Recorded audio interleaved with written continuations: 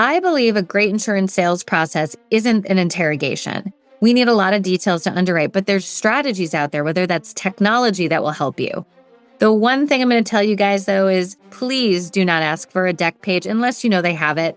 You don't want them calling their other agent. You don't want to put more work on them. We call that sales disablement. If they have it and they can take a quick picture with their phone and send it to you, beautiful. But it should not be a requirement. Also, we do renewal review calls, and guess what? We find a lot of those deck pages can be awful inaccurate because agencies haven't tended to them. So you want a frictionless sales process. You can pull up homes on Zillow or Realtor.com.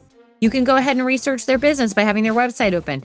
You can utilize your tools to make that interrogation of what you need far more efficient.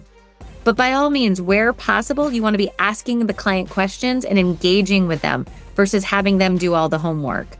Part of the sales process is to woo them, and by clues and what you're hearing in their voice, you will also find more tips for cross-selling, upselling, and to help you leverage keeping that sale over the finish line. So think about a sales enablement, not a sales disablement process.